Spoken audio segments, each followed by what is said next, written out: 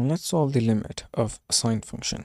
And that's a very straightforward way to solve this. If you have this particular example over here, and basically you have to find sine 7x over x as x approaches 0, you have to find the limit.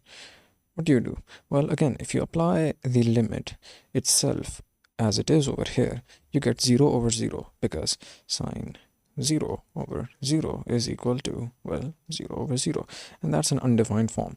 And you need to convert this into a form that will basically show the true limit as x approaches 0.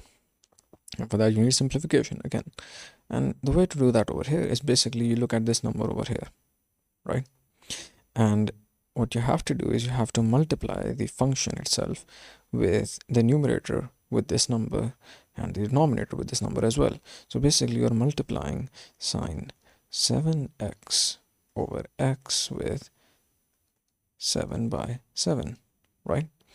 And since this is equal to 1, it does not change the actual value of the function itself, right?